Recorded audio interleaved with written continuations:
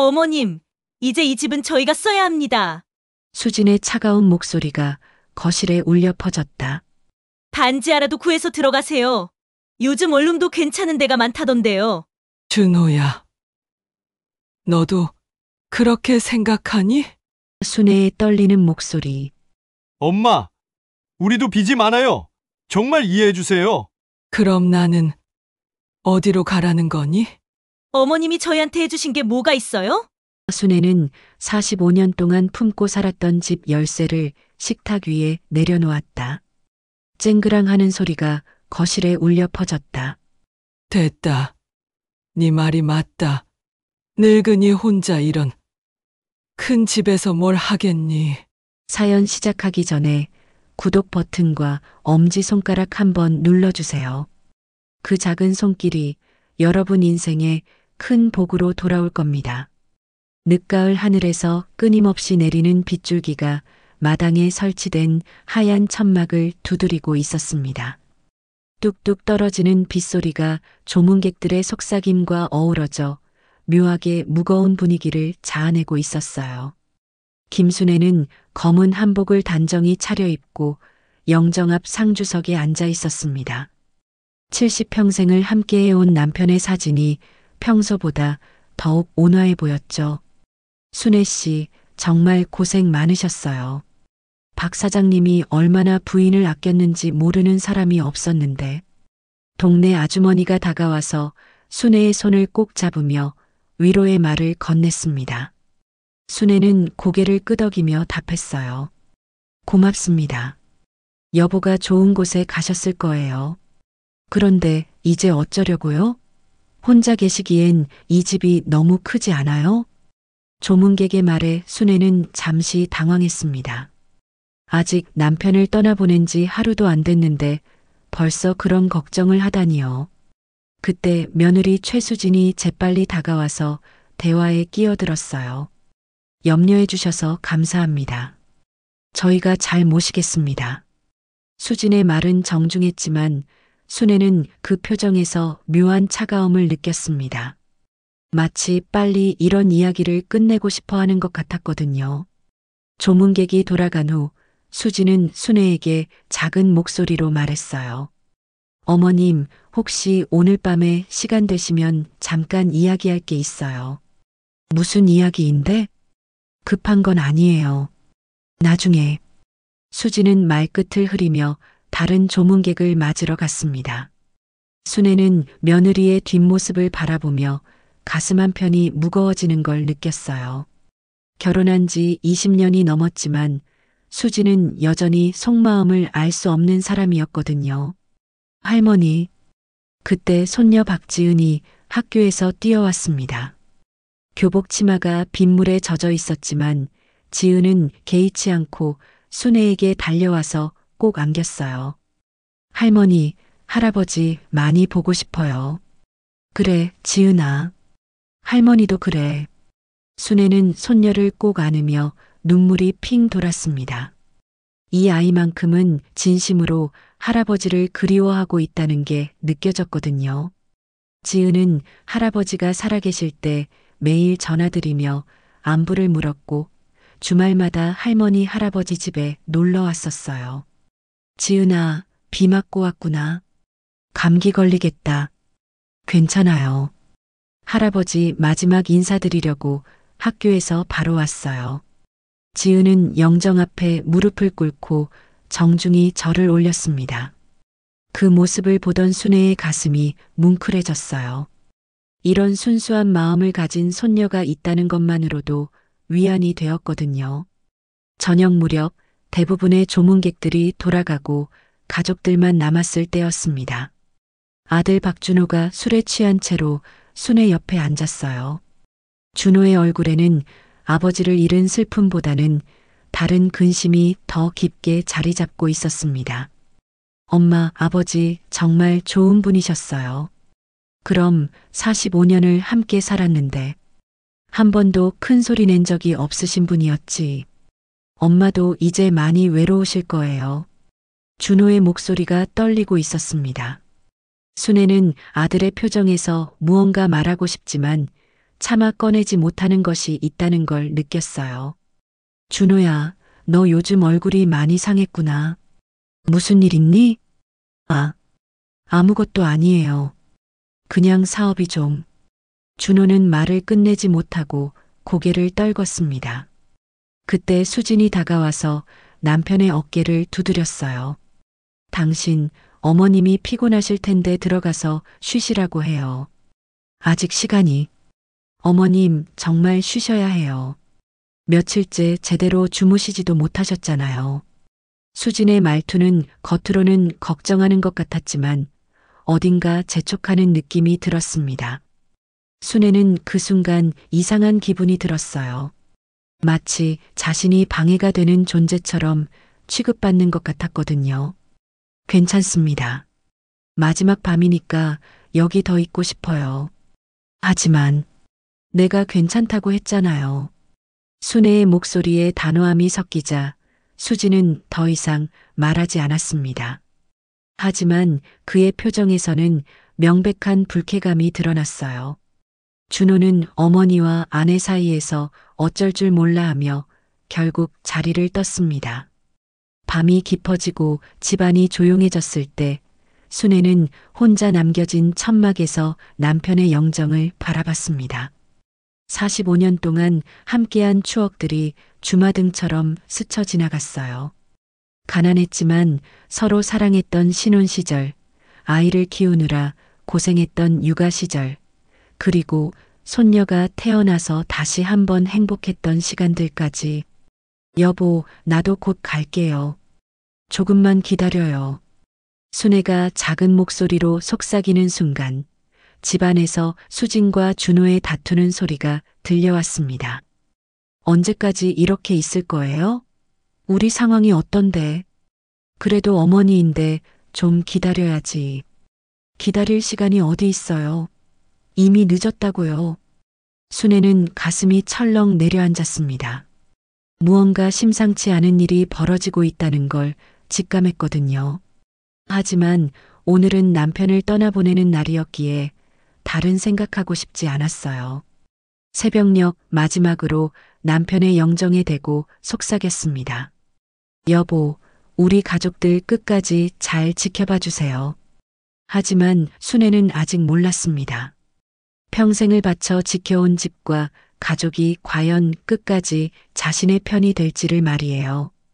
다음 날 아침 발인식을 마치고 집으로 돌아온 분위기는 어제와 사뭇 달랐습니다. 남편의 영정을 모시고 온 거실이 텅 비어 보였고 평소 따뜻했던 집안 공기마저 차갑게 느껴졌어요. 순애는 부엌에서 간단한 미역국을 끓이며 남편이 좋아하던 반찬들을 준비하고 있었습니다. 45년 동안 매일 아침 해왔던 일이었거든요. 어머님, 뒤에서 며느리 수진의 목소리가 들렸습니다. 평소보다 훨씬 차가운 어조였어요. 아침 드시고 나서 잠깐 이야기할 게 있어요. 무슨 이야기인데? 순애는 국자를 저으며 돌아보지도 않고 물었습니다. 중요한 얘기예요. 준호도 함께 해야 하고요. 수진의 목소리에는 어제까지의 가식적인 정중함이 완전히 사라져 있었습니다.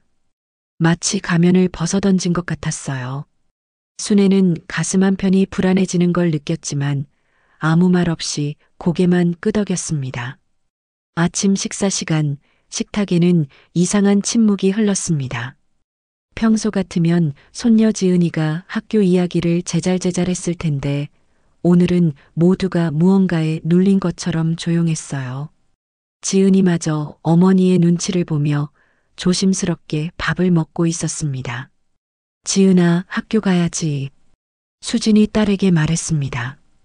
엄마, 할머니랑 조금 더 있을래요. 안 돼. 지각한다. 하지만 빨리 가.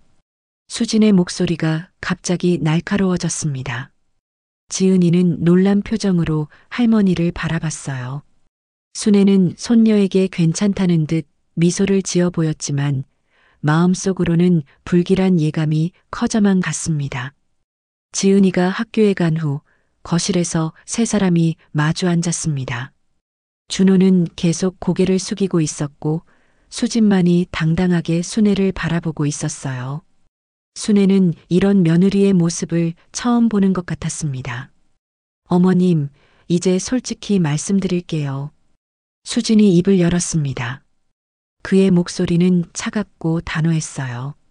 이 집은 이제 저희가 써야 합니다. 무슨 소리니? 순애는 깜짝 놀라며 며느리를 바라봤습니다. 하지만 수진은 전혀 당황하지 않고 계속 말을 이어갔어요. 어머님 혼자 이런 큰 집에 계실 이유가 없잖아요. 저희는 애들도 키워야 하고 더 넓은 공간이 필요해요. 그럼 나는 어디로 가라는 거니? 고시원이든 원룸이든 구해서 들어가세요. 요즘은 시설 좋은 곳도 많다던데요. 수진의 말에 순애는 귀를 의심했습니다. 며느리의 입에서 이런 말이 나올 줄은 꿈에도 생각하지 못했거든요. 수진아, 내가 지금 무슨 말을 하는 거니? 여기는 내 집이 아니야. 어머님, 현실을 보세요. 아버님 돌아가시면서 집 명의가 준호 앞으로 넘어왔어요. 법적으로는 저희 집이에요. 순애는 순간 현실감을 잃었습니다. 남편이 언제 그런 일을 했는지 전혀 몰랐거든요. 준호야, 이게 무슨 소리니? 한참 후에야 준호가 고개를 들었습니다. 그의 눈에는 죄책감과 절망이 가득했어요. 엄마, 아버지께서 몇 년 전에 상속 절차를 미리 해두셨어요. 왜 나한테는 말하지 않았니? 말씀드리려고 했는데 아버지께서 엄마 놀라실까봐 나중에 하자고 하셨어요. 순애는 갑자기 다리에 힘이 빠지는 걸 느꼈습니다. 남편이 자신을 위해서 했던 일이 지금은 오히려 발목을 잡고 있었거든요. 그래도 이 집은 내 아버지가 평생 고생해서 마련한 집이야. 함께 살면 되잖니. 그건 안 돼요. 수진이 단호하게 거절했습니다. 저희도 프라이버시가 있어야죠. 그리고 어머님께서 계시면 집안 분위기가 너무 무거워요. 무거워? 솔직히 말해서 어머님이 계시면 저희가 편하게 살 수가 없어요. 뭘 하나 하려고 해도 눈치 보게 되고요. 수진의 말은 날카로웠습니다. 순애는 지금까지 며느리를 배려한다고 생각했던 자신의 행동들이 사실은 눈치주기였다는 말에 충격을 받았어요. 우리도 어쩔 수 없어요, 엄마. 준호가 힘없이 말했습니다. 사업이 완전히 망했어요. 지금 은행 빚만 몇 억이에요. 빚이 얼마나 되는데? 3억? 아니, 사실은 5억 정도 돼요. 준호의 목소리가 떨렸습니다.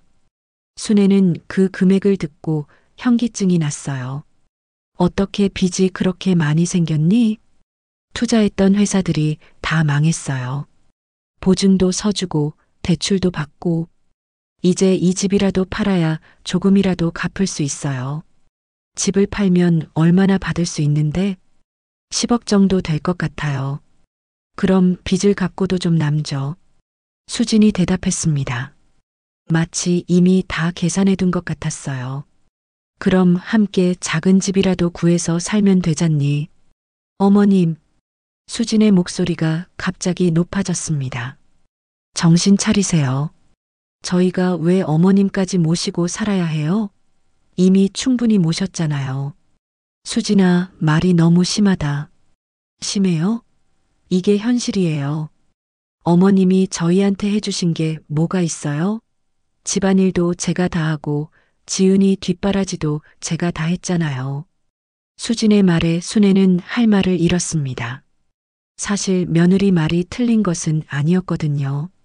나이가 들면서 집안일도 예전만큼 하지 못했고 손녀 돌보는 것도 대부분 수진이 맡아서 했었어요. 그럼 정말 다른 방법은 없는 거니? 순애의 목소리는 간절했습니다. 하지만 수진은 고개를 저었어요. 없어요. 이미 부동산 중개업소에도 연락했고 다음 주부터 집 보러 오는 사람들이 있어요. 벌써 그렇게까지 했다고? 순애는 충격받았습니다. 남편의 장례식도 끝나지 않았는데 벌써 집을 팔 준비를 하고 있었다니요. 어머님, 이해해 주세요. 우리도 살아야 해요. 준호가 애원하듯 말했지만 순애의 마음은 이미 얼어붙어 있었습니다. 한참 동안 침묵이 흘렀습니다. 거실 시계 소리만이 똑똑 울리고 있었어요. 순애는 지난 45년 동안 이 집에서 보낸 추억들을 떠올렸습니다. 신혼 때 남편과 함께 벽지를 바르던 기억, 준호가 처음 걸음마를 떼던 순간, 지은이가 태어나서 처음 이 집에 왔을 때의 기쁨까지. 알겠다. 순애는 갑자기 자리에서 일어났습니다. 그리고 현관 쪽으로 걸어가서 열쇠 꾸러미를 가져왔어요. 45년 동안 품고 살았던 집 열쇠였습니다. 여기 있어라. 순애는 열쇠를 식탁 위에 내려놓았습니다. 쨍그랑하는 소리가 거실에 울려 퍼졌어요. 준호는 깜짝 놀라며 일어났습니다. 엄마, 그렇게 갑자기. 됐다. 내 말이 맞다. 늙은이 혼자 이런 큰 집에서 뭘 하겠니? 순애의 목소리는 담담했지만 눈에는 깊은 상처가 서려 있었습니다. 언제까지 나가면 되니? 다음 주까지요. 수진이 망설임 없이 대답했습니다. 순애는 고개를 끄덕이고는 자신의 방으로 들어갔습니다. 문을 닫고 나서야 그동안 참았던 눈물이 쏟아졌어요. 하지만 순애는 소리내어 울지 않았습니다. 대신 옷장 깊숙한 곳에서 낡은 수첩 하나를 꺼냈어요. 수첩을 펼치자 한 사람의 이름이 적혀 있었습니다. 오만수 마이너스 순애빌딩 관리사무소. 순애는 그 이름을 바라보며 쓸쓸하게 미소를 지었습니다. 여보, 이제 진짜 시작인가 봐요. 순애는 수첩을 꼭 쥐고 창밖을 바라봤습니다. 과연 이 늙은 여자에게는 어떤 비밀이 숨겨져 있는 걸까요? 일주일 후 순애는 작은 여행 가방 하나만 들고 집을 나서고 있었습니다. 45년 동안 모아온 살림살이 중에서 정말 필요한 것만 챙겼어요. 남편의 시계, 몇 장의 사진, 그리고 그 낡은 수첩이 전부였습니다. 나머지는 모두 수진에게 맡겨두고 왔어요. 할머니, 정말 가세요? 손녀 지은이가 학교에서 뛰어와서 순애의 팔을 붙잡았습니다. 눈에는 눈물이 가득했어요. 지은아, 괜찮다. 할머니는 갈 곳이 있어. 어디요? 저도 함께 갈래요. 안 돼. 너는 여기서 엄마 아빠랑 살아야지. 순애는 손녀의 머리를 쓰다듬으며 말했습니다. 지은이만큼은 이 모든 일에 상처받지 않았으면 했거든요. 할머니. 지은이가 더 말하려는 순간 수진이 나타났습니다. 지은아, 들어가. 할머니 바쁘시니까 방해하지 마. 엄마, 할머니가. 들어가라고. 수진의 목소리가 날카로워지자 지은이는 울음을 터뜨리며 집 안으로 뛰어갔습니다. 순애는 그 모습을 보며 가슴이 아팠지만 아무 말도 하지 않았어요. 어머님, 연락처라도 남겨두세요. 준호가 죄송한 표정으로 다가왔습니다. 됐다.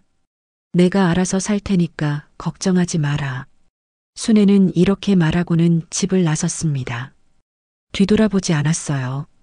한 번이라도 뒤를 돌아보면 마음이 약해질 것 같았거든요. 마을 어귀에서 택시를 잡았습니다. 택시 기사는 여행 가방 하나만 든 할머니를 보며 의아한 표정을 지었어요. 어디까지 가실까요? 서울 강남구 역삼동으로 가주세요. 역삼동요? 구체적인 주소는? 순애는 수첩을 꺼내서 주소를 확인했습니다. 역삼동 823-15번지 순애빌딩. 그 주소를 본 택시 기사가 깜짝 놀랐어요. 순애빌딩요? 그 유명한 빌딩 말씀이세요? 유명한 빌딩인가요? 네, 강남에서도 제일 비싼 상가 건물 중 하나죠. 임대료가 엄청나다던데요. 택시기사의 말에 순애는 조용히 미소를 지었습니다. 그래도 자신이 없는 사이에 건물이 잘 관리되고 있다는 말이니까요. 택시가 고속도로를 달리는 동안 순애는 창밖 풍경을 바라보며 지난 일들을 떠올렸습니다. 20여 년 전 남편이 갑자기 큰 병에 걸렸을 때의 일이었어요. 수술비와 치료비가 엄청났는데 당시에는 돈이 없어서 정말 막막했었거든요. 그때 순애가 선택한 것은 친정 어머니가 남겨주신 땅을 파는 것이었습니다. 시골의 작은 땅이었지만 마침 그 지역에 개발 계획이 있어서 예상보다 많은 돈을 받을 수 있었어요. 남편의 수술비를 대고도 꽤 많은 돈이 남았죠. 그 돈으로 순애는 남편 몰래 부동산 투자를 시작했습니다. 당시만 해도 강남 지역이 지금처럼 비싸지 않았거든요. 작은 상가 건물을 하나 사서 임대를 주기 시작했고 그 수익으로 또 다른 투자를 했어요. 남편에게는 절대 말하지 않았습니다. 가정 경제는 남편이 책임져야 한다고 생각하는 분이었거든요. 세월이 흐르면서 순애의 투자는 놀라운 성과를 거두었습니다. 강남 개발이 본격화되면서 부동산 가격이 급등했고 순애가 소유한 건물들의 가치도 함께 올랐어요. 10여 년 전에는 여러 건물을 하나로 합쳐서 지금의 순애 빌딩을 짓기도 했죠. 할머니, 도착했습니다. 택시기사의 말에 순애는 정신을 차렸습니다. 창밖으로 보이는 것은 상상했던 것보다 훨씬 웅장한 건물이었어요. 20층 높이의 현대적인 빌딩이 밤하늘에 우뚝 서 있었고 건물 옆면에는 굵은 글씨로 순애빌딩이라고 적혀 있었습니다. 와, 정말 멋진 건물이네요. 할머니 혹시 여기서 일하세요? 택시기사가 호기심 어린 목소리로 물었지만 순애는 그냥 미소만 지었어요. 택시에서 내리자마자 건물 입구에서 한 남자가 뛰어나왔습니다. 70대 초반으로 보이는 그 남자는 순애를 보자마자 환한 미소를 지었어요. 누님, 드디어 오셨군요. 만수야, 고생 많았구나. 오만수는 순애의 오랜 친구였습니다. 어린 시절 같은 동네에서 자랐고 순애가 부동산 투자를 시작할 때부터 믿고 맡길 수 있는 유일한 사람이었어요. 20여 년 동안 순애 빌딩의 관리를 도맡아 해왔죠. 누님 정말 많이 힘드셨죠? 전화로 들었어요. 괜찮다. 이제 여기 와서 살려고 해. 잘하셨어요. 진작에 그렇게 하시지. 만수는 순애의 여행 가방을 받아들고 건물 안으로 안내했습니다. 로비는 대리석으로 치장되어 있었고 현대적인 조명이 은은하게 공간을 밝히고 있었어요. 밤늦은 시간인데도 몇몇 사무실에는 불이 켜져 있었습니다. 임대 상황은 어떠니? 걱정 마세요. 공실률이 거의 제로예요. 다들 들어오려고 줄 서 있는 상황이에요. 엘리베이터를 타고 최고층인 20층으로 올라갔습니다. 엘리베이터 문이 열리자 넓은 펜트하우스가 나타났어요. 순애는 이곳을 처음 보는 것이었습니다. 그동안 한 번도 와본 적이 없었거든요. 여기가 누님을 위해 준비해둔 곳이에요. 펜트하우스는 생각보다 훨씬 넓고 고급스러웠습니다.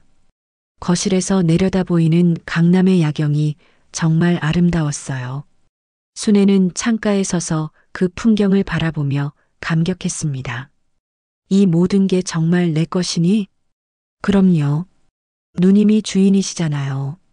만수가 자랑스럽게 대답했습니다. 그런데 누님, 왜 그동안 가족들한테 이야기 안 하셨어요? 순애는 잠시 생각에 잠겼습니다. 왜 그랬을까요? 처음에는 남편의 자존심을 생각해서였어요. 그 다음에는 아들 가족이 자신의 돈을 노릴까봐 걱정되어서였고요. 그리고 무엇보다 진짜 가족의 사랑을 받고 있는지 확인하고 싶었거든요. 그냥 때가 아니었나 봐. 순애는 이렇게 대답하고는 다시 창밖을 바라봤습니다. 이제 새로운 시작이었어요. 70평생을 살아오면서 처음으로 진짜 자유로워진 것 같았습니다. 만수야, 내일부터 본격적으로 일해야겠다. 무슨 일 말씀이세요? 가족들이 내가 어떤 사람인지 제대로 알게 해주어야지. 순애의 눈에 결연한 의지가 서렸습니다. 그동안 숨어만 있었던 진짜 김순애를 보여줄 때가 온 것 같았거든요. 과연 순애는 어떤 계획을 세우고 있는 걸까요? 그리고 가족들은 이 놀라운 진실을 알게 될까요? 순애 빌딩에서의 첫 번째 아침이 밝았습니다. 순애는 펜트하우스 침실에서 눈을 뜨며 창밖으로 쏟아지는 햇살을 바라봤어요. 45년 동안 살았던 그 집에서는 한 번도 느껴보지 못했던 상쾌함이었습니다. 높은 곳에서 내려다보는 강남의 풍경이 마치 새로운 세상 같았거든요. 누님 주무시는 줄 알았는데 벌써 일어나셨네요. 오만수가 아침 식사를 준비해서 가져왔습니다. 간단한 죽과 반찬이었지만 정성이 가득 담겨 있었어요. 만수야, 고맙다. 그런데 이제부터는 내가 해먹을게. 아니에요, 누님. 제가 하는 게 당연하죠. 아니야. 나도 할 일이 있어야지. 순애는 미소를 지으며 아침을 먹기 시작했습니다. 그런데 식사 중에 갑자기 휴대폰이 울렸어요. 낯선 번호였습니다. 여보세요? 할머니세요? 저지은이에요. 손녀의 목소리였습니다. 하지만 평소와 달리 매우 다급하고 불안해 보였어요. 지은아, 너 지금 어디 있니? 학교는? 할머니, 지금 어디 계세요? 꼭 만나야 할 일이 있어요. 무슨 일인데? 전화로는 말할 수 없어요. 제발 만나주세요. 지은이의 목소리에서 심각함이 느껴졌습니다. 순애는 잠시 고민하다가 약속 장소를 정했어요. 한편 순애가 나간 지 이틀이 지난 그 집에서는 이상한 일이 벌어지고 있었습니다. 며느리 수진이 순애의 방을 뒤지고 있었거든요. 겉으로는 청소한다고 했지만 사실은 다른 목적이 있었어요. 혹시 돈이나 귀중품을 숨겨놓은 게 있을지도 몰라. 수진은 옷장 구석구석을 뒤지고 서랍도 하나하나 열어봤습니다. 그런데 옷장 맨 뒤편에서 낡은 서류 봉투를 발견했어요. 이게 뭐지? 봉투를 열어보니 각종 부동산 관련 서류들이 들어 있었습니다. 처음에는 옛날 집 관련 서류인 줄 알았는데 자세히 보니 전혀 다른 내용이었어요. 순애빌딩 소유권 증서. 수진의 눈이 커졌습니다. 서류를 자세히 읽어보니 시어머니 김순애가 강남에 있는 대형 상가 건물의 소유자라고 되어 있었거든요. 그것도 한두 개가 아니라 여러 개의 건물과 토지 소유권 서류가 가득했어요. 이럴 수가. 시어머니가 이런 걸 숨기고 있었다니. 수지는 손이 떨렸습니다. 서류를 보니 건물들의 추정 가치가 100억 원이 넘었거든요. 지금까지 가난한 시어머니라고 생각했던 사람이 사실은 엄청난 부자였던 것이에요. 여보, 여보. 수지는 준호를 급하게 불렀습니다. 왜 그래? 무슨 일이야? 이것 좀 봐요. 수진이 서류를 내밀자 준호도 깜짝 놀랐습니다. 이게 뭐야? 우리 엄마 이름이 왜 여기에? 당신 어머니가 100억대 건물주였어요. 그런데 우리한테는 한마디도 안 하고. 준호는 믿을 수 없다는 표정으로 서류를 계속 넘겨봤습니다. 분명히 어머니 이름으로 되어 있었고 날짜를 보니 이미 20년도 넘은 오래된 투자였어요. 어떻게 이런 일이? 엄마가 언제부터 이런 걸 했던 거야? 그게 중요한 게 아니에요. 수진의 목소리가 날카로워졌습니다. 당신, 이걸 가져와야 해요. 안 그러면 우리 다 끝장이에요. 가져온다는 게 무슨 말이야? 어머니가 우리를 이렇게 속이고 있었다면 우리도 가만히 있을 수 없잖아요. 당신은 아들이니까 상속받을 권리가 있어요. 수진의 눈에는 탐욕이 가득했습니다. 빚에 쪼들려 살던 상황에서 갑자기 이런 기회가 온 것이었거든요. 하지만 엄마가 살아계시는데, 그러니까 더 빨리 해야 하는 거예요. 혹시 다른 사람한테 상속하면 어떻게 해요? 준호는 고민에 빠졌습니다. 어머니에 대한 미안함과 현실적인 필요 사이에서 갈등하고 있었어요. 그때 학교에서 돌아온 지은이가 거실로 들어왔습니다. 부모가 심각하게 이야기하고 있는 모습을 보고 조심스럽게 다가왔어요. 엄마, 아빠, 무슨 일이에요? 아무것도 아니야. 너는 방에 가서 숙제해. 수진이 퉁명스럽게 대답했지만 지은이는 부모 손에 들린 서류가 신경 쓰였습니다. 그게 뭐예요? 내가 알 일이 아니야. 지은이는 더 이상 묻지 않고 자신의 방으로 갔습니다. 하지만 문을 살짝 열어두고 부모의 대화를 들었어요. 여보, 진짜 어머니한테 이런 걸 요구할 거예요? 요구가 아니라 당연한 권리라고요. 당신은 아들이잖아요. 하지만 어머니가 왜 숨겼는지 이유가 있을 거 아니에요? 이유가 뭐든 상관없어요. 우리 빚부터 해결해야죠. 지은이는 부모의 대화를 들으며 가슴이 철렁했습니다.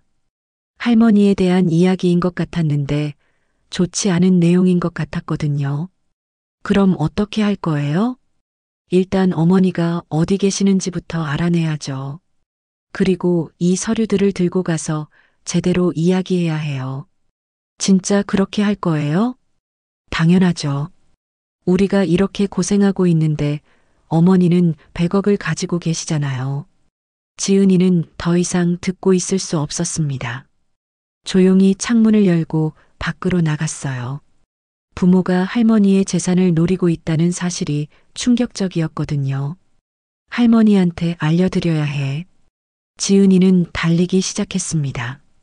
할머니의 연락처를 어떻게든 알아내서 경고해드려야 한다고 생각했어요. 마침 동네 아주머니 중에 할머니와 친한 분이 있었습니다. 그분을 통해서 할머니의 휴대폰 번호를 알아낼 수 있었죠. 몇 시간 후 순애는 약속 장소인 카페에서 손녀를 기다리고 있었습니다. 지은이가 들어오는 모습을 보니 얼굴이 많이 상해 있었어요. 지은아, 무슨 일이니? 할머니. 지은이는 할머니를 보자마자 눈물을 터뜨렸습니다. 엄마 아빠가 할머니 건물 얘기하던데요. 건물? 순애는 깜짝 놀랐습니다. 어떻게 그들이 자신의 비밀을 알게 된 걸까요? 엄마가 할머니 방에서 서류를 찾았어요. 그리고 아빠한테 할머니한테서 빼앗아 오라고 했어요. 지은이의 말에 순애는 한동안 말을 잃었습니다. 결국 들킬 날이 온 것이었어요. 할머니, 도망가세요. 엄마 아빠가 할머니를 찾으러 올 거예요. 지은이의 순수한 걱정이 순애의 마음을 뭉클하게 했습니다. 이 아이만큼은 정말 자신을 사랑하고 있다는 걸 확신할 수 있었거든요. 지은아, 고마워. 하지만 할머니는 도망갈 생각 없어. 그럼 어떻게 하실 거예요? 순애는 지은이의 손을 꼭 잡으며 말했습니다. 이제 진짜 할머니가 누구인지 보여줄 때가 온 것 같구나. 과연 어떤 폭풍이 몰아칠까요? 그리고 이 가족의 운명은 어떻게 될까요? 지은이가 할머니에게 경고한 다음 날 오후 순애빌딩 로비에 익숙하지 않은 두 사람이 나타났습니다. 바로 아들 준호와 며느리 수진이었어요. 수진은 명품 핸드백을 들고 있었고 준호는 초라한 모습으로 뒤따라 오고 있었습니다. 와, 정말 대단한 건물이네. 준호가 화려한 로비를 둘러보며 감탄했습니다. 대리석 바닥과 현대적인 인테리어가 상상했던 것보다 훨씬 고급스러웠거든요. 당신 지금 감탄할 때가 아니에요. 빨리 어머니를 만나야죠. 수진이 준호를 재촉했습니다. 그의 눈에는 욕심이 가득했어요. 관리사무소에서 오만수가 나왔습니다. 그는 두 사람을 보자마자 경계하는 표정을 지었어요. 어떻게 오셨습니까? 저는 김순애 씨의 아들 박준호입니다. 어머니를 만나러 왔어요. 아, 그러시군요. 잠시만 기다려주세요. 만수는 위층에 있는 순애에게 연락했습니다. 순애는 잠시 망설이다가 만나보기로 했어요. 언젠가는 마주해야 할 일이었거든요. 펜트하우스 거실에서 세 사람이 마주 앉았습니다. 순애는 의연한 표정이었지만 준호는 어머니 앞에서 고개를 제대로 들지 못했어요. 엄마, 정말 놀랐어요. 이런 곳에 계셨다니. 뭐가 놀라운 거니? 갈 곳이 있다고 했잖니. 순애의 목소리는 담담했습니다. 어머님, 솔직히 이야기해요. 수진이 입을 열었습니다. 이 모든 걸 왜 숨기고 계셨어요? 우리는 가족인데. 가족?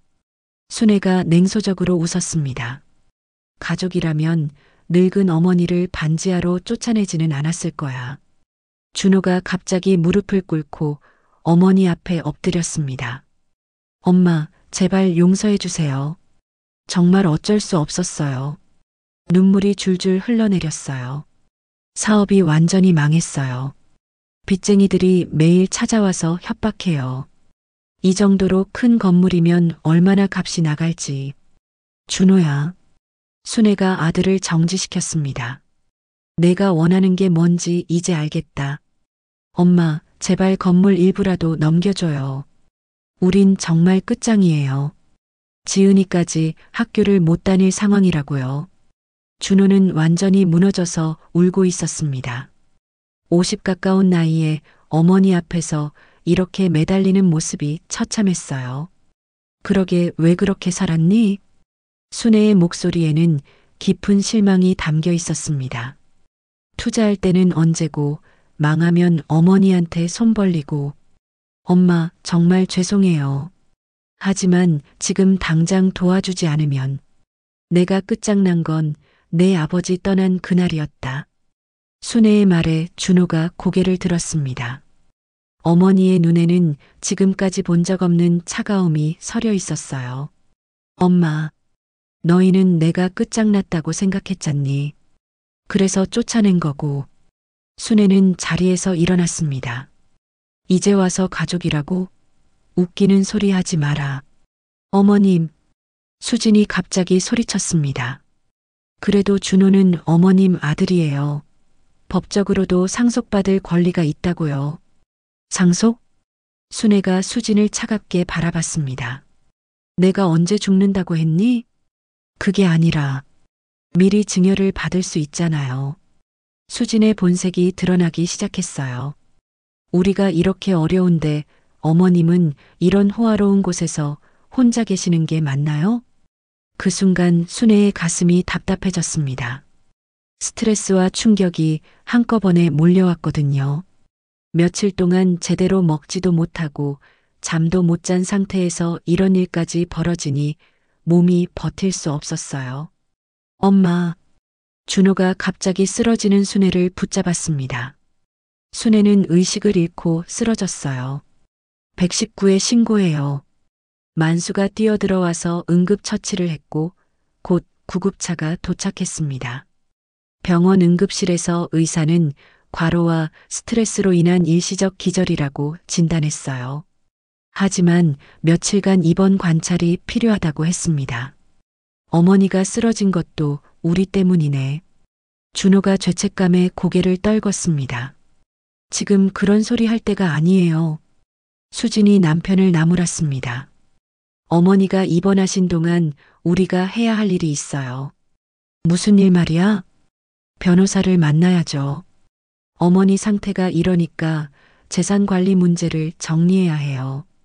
수진은 이미 계획을 세우고 있었어요. 순애가 의식을 잃은 틈을 타서 법적 절차를 진행하려는 것이었죠. 한편 순애 빌딩에서는 세입자들이 불안해하기 시작했습니다. 건물주 할머니가 쓰러지셨다던데 괜찮을까요? 혹시 건물 관리에 문제가 생기는 건 아니겠죠? 임대료는 계속 같은 곳에 내면 되는 건가요? 만수는 세입자들을 안심시키려고 애쓰고 있었지만 쉽지 않았어요. 다음 날 수지는 혼자 변호사 사무실을 찾아갔습니다. 이성훈 변호사의 사무실이었어요. 변호사님, 시어머니 재산관리 문제로 상담받고 싶어서 왔어요. 어떤 문제 말씀이세요? 시어머니가 현재 입원 중이신데 재산이 너무 많아서 관리가 어려울 것 같아요. 아들인 제 남편이 대신 관리할 수 있는 방법이 있을까요? 이성우는 수진의 의도를 금방 알아챘습니다. 죄송하지만 본인의 동의 없이는 불가능합니다. 하지만 가족이잖아요. 그리고 수진이 가방에서 봉투를 꺼냈습니다. 변호사님께서 도움을 주신다면 저희도 감사의 마음을 표현하고 싶어요. 이성우는 단호하게 고개를 저었습니다. 그런 제안은 받을 수 없습니다. 돌아가세요. 수진은 당황했어요. 돈으로 해결되지 않을 줄은 몰랐거든요. 변호사님, 다시 한번 생각해 보세요. 시어머니도 나이가 많으시고 나가십시오. 더 이상 이런 이야기는 듣고 싶지 않습니다. 수진이 쫓겨나듯 사무실을 나간 후 이성우는 곧바로 병원으로 향했습니다. 순애에게 이 사실을 알려야 했거든요. 순애는 병실에서 깨어나 창밖을 바라보고 있었습니다. 모든 것이 예상했던 대로 흘러가고 있었어요. 하지만 마음은 여전히 무거웠습니다. 과연 이 가족은 어디까지 갈까요? 그리고 순애는 어떤 결정을 내리게 될까요? 병실 창밖으로 빗방울이 떨어지는 소리가 들려왔습니다. 순애는 하얀 병원 침대에 누워 천장을 바라보고 있었어요. 이틀 전 아들과 며느리가 순애 빌딩으로 찾아와서 벌어진 일 때문에 과로와 스트레스로 쓰러진 것이었습니다. 그날을 떠올리니 아직도 가슴이 아팠어요. 준호가 울먹이며 자신에게 매달렸던 모습, 수진이 차갑게 재산 이전을 요구했던 순간들이 생생했거든요. 엄마, 제발 건물 일부라도 넘겨줘요. 우린 정말 끝장이에요. 준호의 절규하는 목소리가 아직도 귓가에 맴돌았습니다. 내가 끝장난 건 내 아버지 떠난 그날이었다. 그때 자신이 한 말이 너무 차갑지 않았나 하는 후회도 들었어요. 하지만 그 순간 정말로 그런 기분이었거든요. 평생을 함께한 동반자를 잃고 이제는 자식들마저 자신을 돈으로만 보고 있다는 현실이 너무 아팠습니다. 누님, 기분이 좀 어떠세요? 오만수가 병실 문을 조심스럽게 열고 들어왔습니다. 손에는 순애가 좋아하는 과일이 들어 있었어요. 만수야, 고생이 많구나. 뭐려? 누님이 쓰러지셔서 얼마나 놀랐는지 몰라요. 만수는 과일을 깎아주며 걱정스러운 표정을 지었습니다. 그런데 누님, 어제 그 며느리 분이 또 왔더라고요. 수진이가? 네, 병원 안에는 못 들어오고 로비에서 기다리더라고요. 제가 누님 면회 안 된다고 했는데 계속 뭐라고 하더라고요. 순애는 한숨을 내쉬었습니다. 수진이 포기할 사람이 아니라는 걸 잘 알고 있었거든요. 혹시 변호사 이성훈 씨한테 연락했니? 아, 네. 내일 오신다고 하더라고요. 이성훈은 순애의 오랜 지인이었습니다. 남편이 살아계실 때부터 알고 지낸 사이였고 순애의 재산 관리와 유언장 작성을 도와준 사람이었어요. 무엇보다 신뢰할 수 있는 사람이었죠. 만수야, 잠깐 나가줄래? 혼자 생각할 시간이 필요해. 네, 알겠습니다. 복도에 있을게요. 만수가 나간 후 순애는 침대 옆 서랍을 열었습니다. 그 안에는 남편의 낡은 시계가 들어 있었어요. 남편이 평생 차고 다니던 것으로 비싸지는 않지만 두 사람에게는 특별한 의미가 있는 시계였습니다. 시계를 손에 쥐고 순애는 남편에게 속삭였어요. 여보, 내가 끝까지 지켜낼게요. 그 순간 순애의 마음속에서 무언가 단단해지는 걸 느꼈습니다. 지금까지는 가족을 잃을까봐 두려워서 숨어만 있었지만 이제는 달랐어요. 진짜 가족이 무엇인지 제대로 보여줄 때가 온 것 같았거든요. 다음 날 오후 변호사 이성훈이 병실을 찾아왔습니다. 50대 중반의 그는 온화하면서도 믿음직한 인상이었어요. 순애 씨, 몸은 좀 어떠세요? 성훈 씨, 와줘서 고마워요. 당연한 일이죠. 그런데 정말 힘드셨겠어요. 이성우는 순애의 상황을 이미 만수를 통해 들어서 알고 있었습니다. 성훈 씨, 혹시 며느리가 당신한테 연락했나요? 아, 그 일 말씀이세요? 이성훈이 쓴웃음을 지었습니다.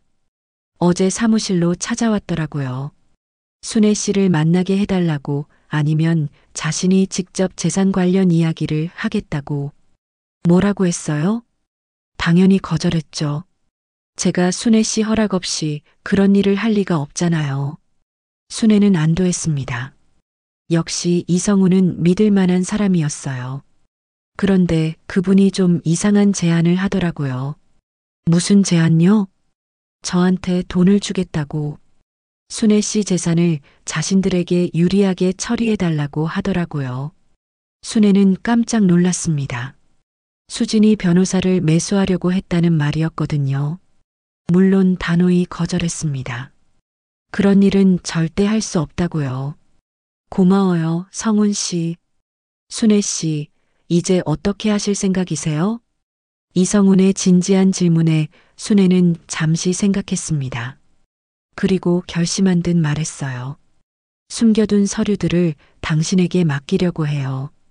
어떤 서류 말씀이세요? 순애는 침대 옆 가방에서 봉투 하나를 꺼냈습니다. 그 안에는 지금까지 아무도 모르고 있던 중요한 서류들이 들어 있었어요. 이건 제2의 유언장이에요. 그리고 여기는 추가 토지 서류들도 있고요. 이성훈이 서류를 펼쳐보자 눈이 커졌습니다. 이게 경기도 판교 지역 토지 소유권 증서네요? 네, 10년 전에 투자한 거예요. 지금은 가치가 많이 올랐을 거예요. 이 정도면 순애빌딩과 합쳐서 총 재산이 100억은 넘을 것 같은데요. 순애는 조용히 고개를 끄덕였습니다. 지금까지 가족들이 알고 있던 것보다 훨씬 많은 재산이었어요. 그리고 이 유언장에는 어떤 내용이 적혀 있나요? 지은이에게 전 재산의 절반을 상속하고 나머지는 사회에 환원하는 내용이에요. 이성우는 놀라며 순애를 바라봤습니다. 아들분은 어떻게 하실 생각이세요? 준호에게는 현재 살고 있는 집과 적당한 생활비만 남겨둘 거예요. 너무 많이 주면 또 탕진할 테니까요. 순애의 목소리는 담담했지만 그 안에는 깊은 사랑과 지혜가 담겨 있었습니다. 며느리는 아무것도 없어요. 그 사람은 진짜 가족이 아니니까요. 순애 씨, 정말 확실하세요? 네, 이미 오래전부터 생각해온 일이에요. 그 순간 병실 문이 갑자기 열렸습니다. 손녀 지은이가 학교 가방을 메고 뛰어들어왔어요. 할머니. 지은이는 순애에게 달려와서 꼭 안겼습니다. 눈에는 눈물이 가득했어요. 할머니, 괜찮으세요? 엄마가 할머니 아프다고 해서 무서웠어요. 지은아, 할머니는 괜찮아. 순애는 손녀를 꼭 안으며 이성훈을 바라봤습니다. 이성훈은 알아차리고 고개를 끄덕였어요. 지은아, 할머니가 너한테 줄 선물이 있어. 선물이요? 응, 아주 특별한 선물이야. 하지만 조금 더 기다려야 해. 지은이는 무슨 뜻인지 몰랐지만 할머니의 따뜻한 미소를 보며 안심했습니다. 순애는 창밖 빗방울을 바라보며 생각했어요. 이제 진짜 마지막 게임이 시작될 것 같았습니다. 과연 이 가족은 어떤 선택을 하게 될까요? 서울중앙지방법원 제3법정에는 긴장감이 감돌고 있었습니다. 순애가 병원에서 퇴원한 지 일주일 후 며느리 수진이 상속 재산 분할 소송을 제기했기 때문이었어요.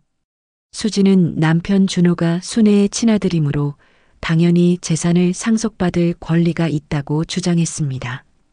법정 앞쪽에는 수진과 준호가 앉아 있었고 뒤쪽에는 순애가 변호사 이성훈과 함께 자리를 잡고 있었어요. 방청석에는 순애빌딩의 세입자들과 동네 사람들이 구경 나와 있었습니다. 이 소송이 지역에서도 꽤 화제가 되었거든요. 모든 분들께서는 정숙해 주시기 바랍니다. 판사가 입장하자 법정이 조용해졌습니다. 50대 중반의 여성 판사는 엄숙한 표정으로 사건을 검토하고 있었어요. 재산분할 청구 사건을 시작하겠습니다. 먼저 원고 측에서 주장하는 바를 들어보겠습니다. 수진의 변호사가 일어나서 말했습니다. 존경하는 재판장님, 원고는 피고 김순애 씨의 며느리로서 20년간 헌신적으로 시어머니를 모셨습니다. 그런데 피고는 막대한 재산을 숨기고 있으면서도 아들 가족을 집에서 내쫓았습니다. 수지는 자신만만한 표정으로 고개를 끄덕였어요. 지난 며칠 동안 변호사와 철저히 준비해온 내용이었거든요. 더욱이 피고의 아들인 박준호 씨는 현재 사업 실패로 막대한 빚을 지고 있는 상황입니다. 가족이 어려운 때 도와주지 않고 재산을 독점하는 것은 윤리적으로도 문제가 있습니다. 법정에서 웅성거리는 소리가 들렸습니다. 수지는 속으로 미소를 지었어요. 이제 끝이에요, 어머니. 수진이 순애를 돌아보며 작은 목소리로 속삭였습니다. 하지만 순애는 전혀 동요하지 않고 담담한 표정을 유지하고 있었어요.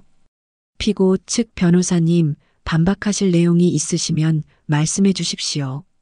이성훈이 천천히 일어났습니다.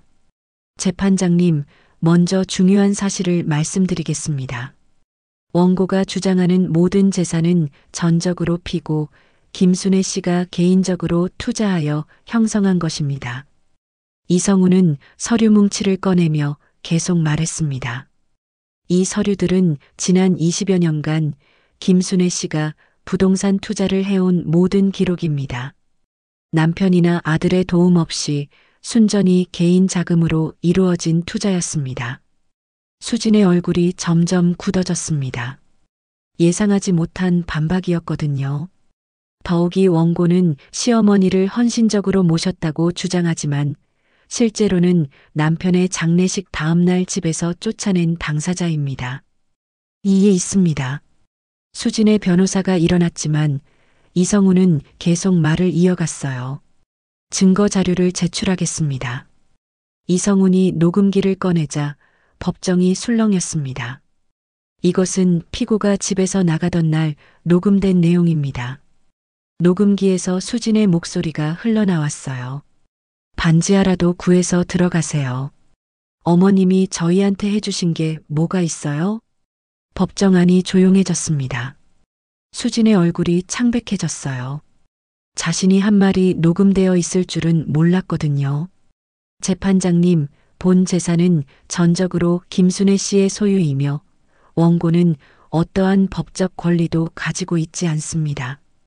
판사는 서류를 꼼꼼히 검토한 후 말했습니다.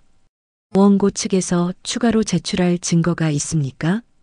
수진의 변호사는 당황한 표정으로 고개를 저었어요. 준비해온 시나리오가 완전히 무너진 상황이었거든요. 그럼 증인을 부르겠습니다. 이성훈이 말하자 법정 뒤편에서 한 사람이 일어났습니다. 놀랍게도 손녀 지은이었어요. 지은아. 준호가 깜짝 놀라며 딸을 불렀지만 지은이는 증언대로 걸어갔습니다. 증인은 이번 사건과 어떤 관련이 있습니까? 판사가 물었습니다.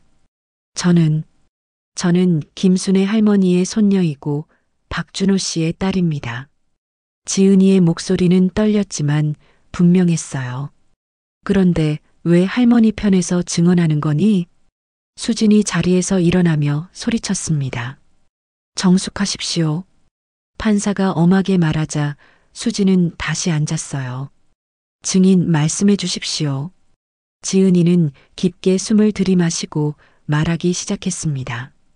할머니는 평생 우리 가족을 위해 희생하셨어요. 할아버지 간병도 혼자 하셨고 저를 돌봐주시기도 했고요. 지은이의 목소리가 점점 커졌습니다. 그런데 엄마와 아빠는 할머니가 돈이 있다는 걸 알자마자 태도가 바뀌었어요. 할머니를 사랑해서가 아니라 돈 때문에 찾아온 거예요. 지은아, 그만해. 준호가 다시 소리쳤지만 지은이는 멈추지 않았습니다. 엄마는 할머니 방을 뒤져서 서류를 훔쳤어요. 그리고 아빠한테 할머니한테서 돈을 빼앗아 오라고 했어요. 법정이 완전히 술렁였습니다. 지은이의 증언은 너무나 생생하고 구체적이었거든요. 저는 할머니가 돈이 있든 없든 상관없어요. 할머니는 그냥 제 할머니니까요. 지은이가 눈물을 흘리며 말하자 법정 안 여러 사람들도 코끝이 시큰해졌어요. 순애는 손녀를 바라보며 눈물을 참았습니다. 이 순수한 아이만큼은 정말 자신을 사랑하고 있다는 걸 확신할 수 있었거든요. 판사는 잠시 생각한 후 판결을 내렸습니다. 본 재산은 전적으로 김순애 씨의 개인 소유이며 원고의 청구를 기각합니다. 수지는 믿을 수 없다는 표정으로 자리에서 일어났어요. 이건 말이 안 돼요. 우리는 가족이라고요. 판결에 불복하시면 항소하시기 바랍니다. 재판을 마치겠습니다. 판사가 망치를 내리치자 모든 게 끝났습니다. 준호는 무릎을 꿇고 오열하기 시작했어요. 어머니에 대한 죄책감과 현실에 대한 절망이 한꺼번에 몰려왔거든요. 엄마, 미안해요. 정말 미안해요. 순애는 천천히 아들에게 다가갔습니다. 그리고 무릎 꿇은 아들을 바라보며 말했어요. 준호야, 내가 원한 건 집이었지만 내가 원한 건 가족이었다. 법정을 나서는 순애의 뒷모습을 보며 사람들은 생각했습니다. 탐욕으로 무너진 이 가족이 과연 다시 회복할 수 있을까요? 법정을 나선 지 한 달이 지났습니다. 늦가을 하늘은 유난히 맑았고 순애빌딩 최고층 펜트하우스 창가에서 바라보는 강남의 풍경도 아름다웠어요. 순애는 따뜻한 차를 마시며 지난 한 달을 되돌아보고 있었습니다. 법정에서 승소한 후 가장 먼저 한 일은 변호사 이성훈과 함께 새로운 유언장을 작성하는 것이었어요. 하지만 순애의 결정은 모든 사람을 놀라게 했습니다. 순애 씨, 정말 이렇게 하실 거예요? 이성훈이 몇 번이나 확인했지만 순애의 의지는 확고했어요. 네, 제 마음은 변하지 않을 거예요. 순애는 전 재산의 절반을 지역 아동센터와 독거노인 복지시설에 기부하기로 했습니다. 그리고 나머지 절반은 손녀 지은이의 교육기금으로 설정했어요. 다만 지은이가 성인이 될 때까지는 순애가 직접 관리하기로 했죠. 할머니, 정말 그렇게 많은 돈을 기부하실 거예요? 지은이가 걱정스러운 표정으로 물었습니다. 법정 이후로 지은이는 매주 할머니를 찾아왔어요. 부모의 반대에도 불구하고 말이죠. 지은아, 돈은 쓸 때 가치가 있는 거야. 혼자 가지고만 있으면 무슨 소용이겠니? 그럼 아빠는 어떻게 되는 거예요? 지은이의 질문에 순애는 잠시 생각했습니다. 아들 준호에 대한 마음은 복잡했거든요. 아빠에게도 기회를 줄 거야. 하지만 이번에는 진짜 마음을 보여줘야 해. 실제로 순애는 준호에게 작은 카페 하나를 운영할 수 있는 자금을 지원해주기로 했어요. 다만 조건이 있었습니다. 수진과는 별거를 하고 지은이와의 관계를 회복하는 것이었죠. 순애 누님, 준호 씨가 또 찾아왔어요. 오만수가 인터폰으로 알려주었습니다. 지난 한 달 동안 준호는 거의 매일 순애 빌딩을 찾아왔어요. 하지만 순애는 아직 만나지 않고 있었습니다. 아들이 정말로 변했는지 확인하고 싶었거든요. 오늘은 만나볼까? 순애가 결심하고 엘리베이터로 내려갔습니다. 로비에서 기다리고 있던 준호는 한 달 사이에 많이 야위어 보였어요. 정장 대신 평범한 옷을 입고 있었고 예전의 건방진 모습은 찾아볼 수 없었습니다. 엄마. 준호는 순애를 보자마자 고개를 숙였습니다. 준호야, 앉아라. 로비 한쪽 소파에 앉은 순애가 말했습니다. 준호는 조심스럽게 맞은편에 앉았어요. 엄마, 정말 죄송해요. 제가 정말 바보였어요. 바보라는 건 알고 있다. 그런데 이제 어떻게 할 생각이니?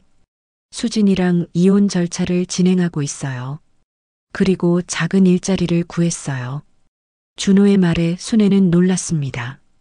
설마 정말로 이혼을 결심했을 줄은 몰랐거든요. 지은이는 어떻게 하려고? 지은이는 제가 키우고 싶어요. 물론 엄마께서 도와주셔야겠지만 준호의 목소리에는 진심이 담겨 있었습니다. 순애는 아들의 눈을 바라보며 무언가 변한 것을 느꼈어요. 준호야, 내가 정말 변했다면 기회를 줄 수도 있어. 하지만 이번이 마지막이야. 엄마, 감사해요. 정말 감사해요. 준호가 눈물을 흘리며 고개를 숙였습니다. 순애는 그런 아들을 보며 복잡한 심정이었어요. 미워하고 싶었지만 결국은 자신이 낳은 아들이었거든요. 몇 주 후 순애는 지역 신문에서 작은 기사를 발견했습니다. 익명의 기부자, 지역 복지시설에 거액 기부라는 제목이었어요. 기사에는 순애의 이름이 나오지 않았지만 그녀의 기부로 많은 사람들이 도움을 받게 됐다는 내용이었습니다. 할머니, 신문에 나왔어요. 지은이가 신문을 들고 뛰어왔습니다. 이제 지은이는 아버지와 함께 작은 아파트에서 살고 있었어요. 수지는 이혼 후 친정으로 돌아갔고 더 이상 이들의 삶에 나타나지 않았습니다. 할머니 덕분에 많은 사람들이 행복해질 것 같아요. 그래, 그게 제일 중요한 거야. 순애는 손녀를 꼭 안으며 미소를 지었습니다. 이 아이만큼은 정말 순수한 마음을 가지고 있다는 걸 확신할 수 있었거든요. 할머니, 그런데 아빠가 카페를 연다고 하던데 정말이에요? 응, 할머니가 도와줄 거야. 대신 아빠가 진짜 열심히 해야겠지? 저도 도와드릴 거예요. 아빠 혼자서는 안 될 것 같아서. 지은이의 말에 순애는 웃음이 나왔습니다. 이 아이는 정말 어른스러웠어요. 저녁 무렵 순애는 혼자 펜트하우스 발코니에 나가서 석양을 바라보고 있었습니다. 손에는 남편의 낡은 시계가 들려 있었어요. 시계는 여전히 정확하게 시간을 가리키고 있었습니다. 여보, 이제 좀 마음이 편해졌어요. 순애는 시계를 향해 속삭였습니다. 우리 가족들이 진짜 가족이 뭔지 알게 된 것 같아요. 그 순간 현관문이 열리는 소리가 들렸습니다. 지은이와 준호가 함께 저녁을 가져온 것이었어요. 할머니, 아빠가 직접 만든 김치찌개 가져왔어요. 엄마, 맛이 어떤지 모르겠지만 정성껏 끓였어요. 준호는 부끄러운 듯 웃으며 말했습니다. 순애는 그런 아들과 손녀를 바라보며 가슴이 뭉클해졌어요. 함께 저녁을 먹으며 이야기하는 동안 순애는 진짜 행복이 무엇인지 깨달았습니다. 돈이 아니라 진심으로 서로를 사랑하는 마음이었거든요. 할머니, 앞으로도 계속 함께 있을 거죠? 지은이가 불안한 듯 물었습니다. 그럼 할머니가 어디 가겠니? 순애는 손녀의 머리를 쓰다듬으며 약속했어요. 밤이 깊어가고 준호와 지은이가 돌아간 후 순애는 다시 발코니에 나가서 남편의 시계를 바라봤습니다. 늦가을 하늘에는 별들이 반짝이고 있었어요. 여보, 처음에는 쫓겨나는 줄 알았는데 오히려 진짜 가족을 되찾게 됐네요. 순애는 시계를 꼭 쥐고 하늘을 바라보며 미소를 지었습니다. 상처받았던 가족 관계가 완전히 회복되기까지는 시간이 더 필요할 것 같았지만 이제는 희망이 보였어요. 용서와 사랑으로 다시 시작하는 가족. 순애는 이것이야말로 남편이 가장 바라던 일이라는 걸 알고 있었습니다. 그리고 앞으로도 이 작은 행복을 지켜나갈 자신이 있었어요. 결국 진짜 가족이란 피가 섞였다고 해서 되는 게 아니라 진심으로 서로를 아끼고 사랑할 때 만들어지는 것이었거든요. 지금까지 사연몬스터였습니다. 구독과 좋아요, 그리고 따뜻한 댓글 한 줄이 저희에겐 큰 힘이 됩니다. 여러분의 손길이 다음 사연을 더 특별하게 만듭니다.